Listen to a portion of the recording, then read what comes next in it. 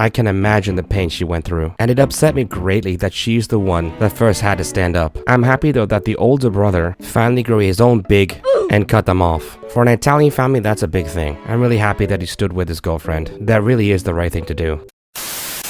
Hello my fellow toasties. Today we're gonna dive into weird insane Reddit updates. I often read these stories, but we often don't know what the outcomes are, so I thought this would be a great subreddit for that. Please help this channel out by liking and subscribing and hitting that bell and watching it, as that helps the YouTube algorithm. You can follow me on Blue Sky, the links are below. So we're going to go to r/best of Redditor updates. Let's get into it.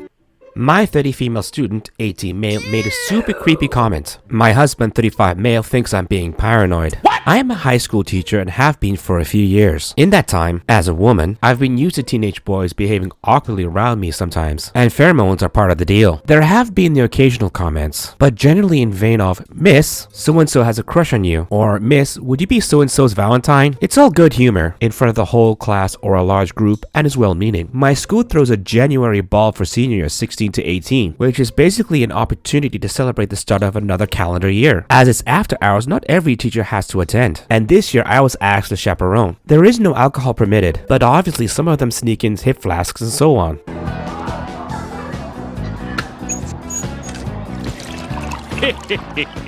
During this month's ball, 2 students were huddled at a table in the corner of the hall, not dancing, just keeping to themselves. I know them well as problematic students who had difficulties socially, but also perform poorly academically, so they don't fit in with the popular crowd or the nerdy lot. We have some of these every year. Poor hygiene, greasy hair, long fingernails, that sort of thing. Immediately I could tell they had been drinking from the way they spoke and smelled, and asked them to hand over any alcohol they had. One of the boys, call him Stuart, started protesting, and I'm 100% sure this is what he actually said. Come on, miss! Don't pretend you won't open that bottle of Bailey's when you get home, feet up, in your dressing gown watching the new TV. Give us a break! No, as soon as he said this, I felt my heart drop into my stomach and got cold all over. I had just bought a bottle of Barry's Irish Cream for myself the weekend before the dance. I am in the habit on nights where I don't have much marking/planning and want to treat myself of having a bath and watching a movie/series in my dressing gown. My husband bought a new television over Christmas. I asked him how he knew those things and he feigned ignorance, basically saying it was a lucky guess. I felt so shaken I left them, and a short while later they both left. But that night I could barely sleep, and my paranoia kept growing. I simply cannot believe that he could guess all 3 of those things. 1, maybe, but no way all 3. My husband is away from work currently. I phoned him and told him about it, and he basically downplayed my concerns, saying I probably mentioned those things to my class at various points, and this student just remembered it, but I would never mention those things. I just wouldn't, and I'm sure I haven't. I've become more skittish at home when I hear noises. I only live in a small house, but when I arrive home from buying groceries, I check every single room and cupboard before I lock the doors. I have also arranged to have the locks changed. When cars stop outside the house, I turn all the lights off and peek at them through the blinds. I'm having trouble sleeping. In class, the student is quiet and the same as ever, not completing homework assignments, distracted in class. My husband is growing increasingly exasperated and worried more for my mental health. Then the possibility that this student could somehow know details of my personal life. I mentioned it to my supervisor as well, and she also basically reasoned that I either misheard what he said, it was a coincidence, or a combination of the 2. What's the play here? I'm seriously freaking out and don't know how to even begin putting this to rest.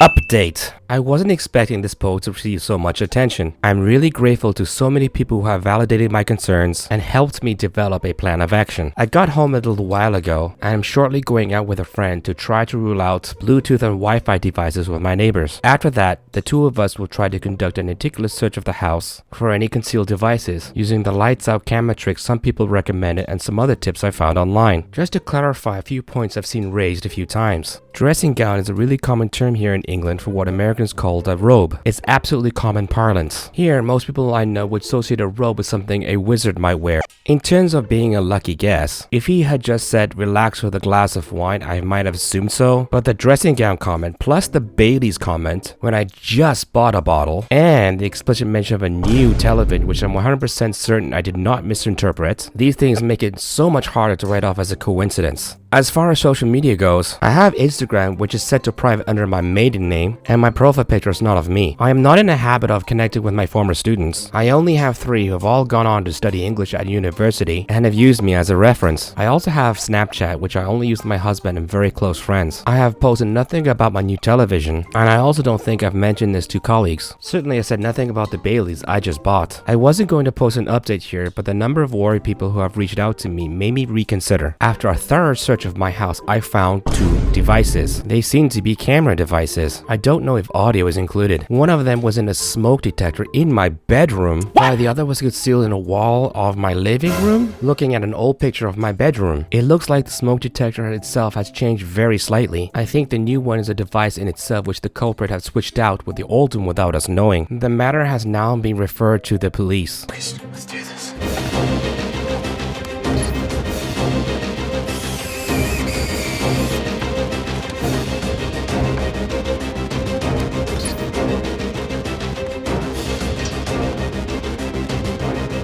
If it wasn't so many of you taking me seriously and giving me practical advice, I wouldn't have had the courage to check, especially given my husband downplayed the concerns. He has been very apologetic and is coming back from his work trip early, but I've asked to spend some time apart and will be staying with my parents for a while. I'm glad I raised the issue with the head at my school and a couple of others as there's a paper trail. Another suggestion from the thread. Needless to say, I'm completely shaken to my core, and I have the most revolting feeling of my privacy being invaded. I have no idea how many people have been involved in this, but phones have been taken from the students and we should have some more answers soon. I won't be making any more posts or updates, and thank you again to everyone for affirming me and making me feel sane. The comments say, "This is nightmare fuel. Either strangers have access to her house or someone she knows and trusts is involved." I was on the OG thread, and it made me kinda sick how many people were like, "Yeah, those 3 highly specific details are totally reasonable guesses all at once." I mean, honestly, my thought would have been peeping Tom, not cameras, but yeah, not a random guess.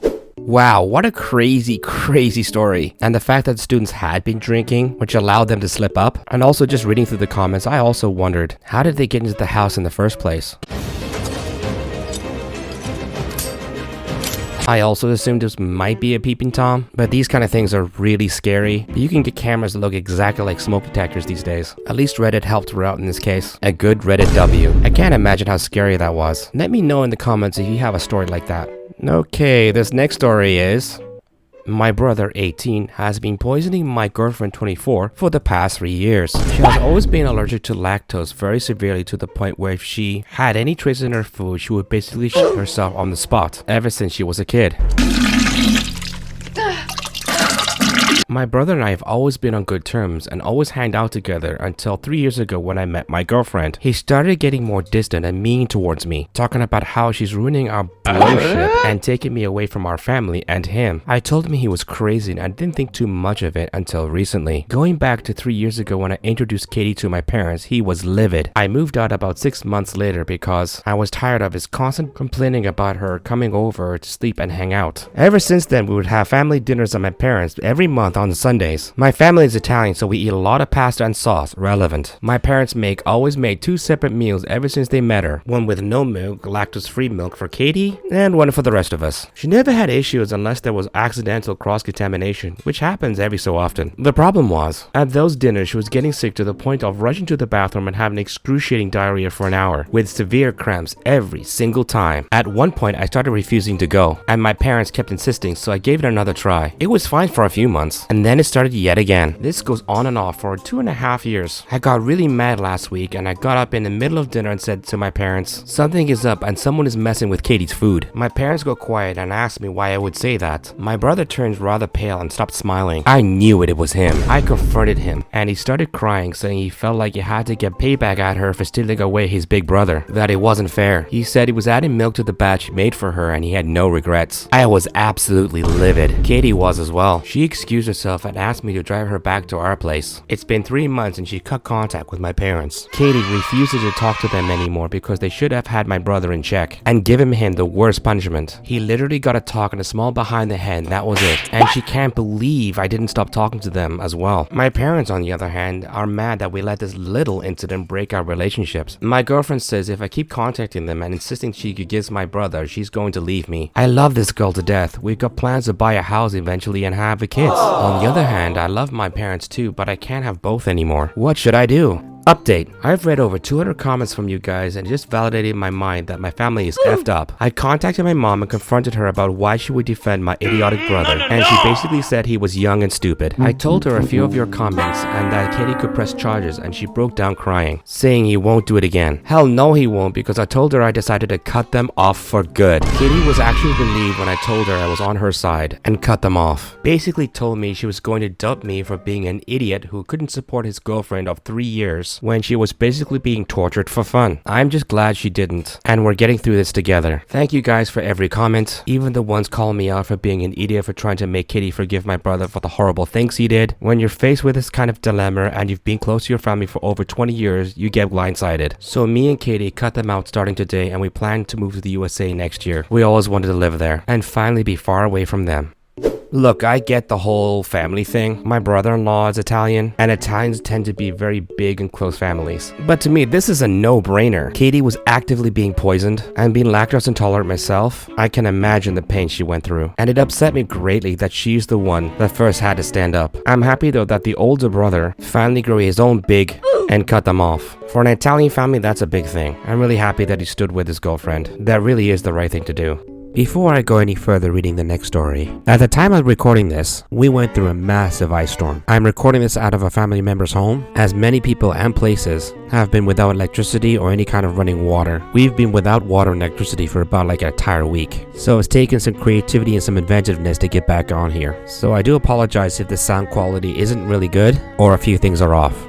Okay, so let's move into the last story. Am I the a-hole for snapping at my boyfriend for bringing a man into the bedroom while I'm trying to sleep? So for quick context, my boyfriend brought us a new bed frame and mattress, but the frame came with a crack in one of the pieces. When he told Amazon, they just sent him a new one. One day at work, an employee mentioned that he was needing a new bed, so my boyfriend said he could have the one Amazon sent him if he didn't mind the broken piece. Well, he didn't, and he came to get it today. I know this person, I do not like him for various reasons. My boyfriend told me the night before he was coming to get it. I said, cool, I'm not coming out of the bedroom unless I have to. He came and I vaguely heard him talking, but I was half asleep and I didn't care. Then I heard my boyfriend saying something about showing him our bed, and I heard him say that I was in there, but it was fine. I kind of froze, half asleep and confused until I heard them coming, and I pulled the blankets over my head as my boyfriend announced coming in. I said very loudly, why? And they just came in. It was hot and stuffy under the covers. Thank God I wore baggy clothes and not my usual sleepwear. So I pulled the blankets down, and the guy was just standing there in the doorway and awkwardly said good morning, to which I replied very angrily good morning back, and probably looked like I want to unalive everyone there. So my boyfriend shut off the bed and started to leave, to which I snapped at him for not shutting the door behind him on his way out. I don't like leaving the door completely open because it's so awkward when his kid goes to the bathroom across the hall and we see each other when I'm trying to sleep. I just want it cracked enough my cat can get in and out, and he knows this. Eventually the employee leaves and my boyfriend comes in, and I immediately sat up and tell him I did not like that at all. He tried saying something in a sing-song voice that may have been a half-assed apology, but I cut him off and saying I really didn't like that at all, and he turned around and left without a word. I shut the door completely and laid down, just sort of locked up in place. My whole body sort of just felt heavy and my chest hurt, but I couldn't cry, but that was just so humiliating to have not only a man that does not belong in my bedroom there, but also seeing me in my safe space. An absolute mess from sleeping was just horrible. Later when I got up for work, my boyfriend left as soon as he knew I was moving, got his pants and left without a word. On my way out, I very angrily texted him that since he decided to Irish goodbye me after hurting me that bad, I'd take the couch tonight. He didn't reply and was asleep when I got home, so I'm on the couch now. I want to know if I'm the a-hole for how I reacted, because I have a feeling that he's going to twist it when he does say anything at all. Okay, update. There's a lot of comments, more than I expected. I want to start by saying thank you, even the ones that I said I was the a-hole but gave a polite reason why. This really helped me calm me down. My anger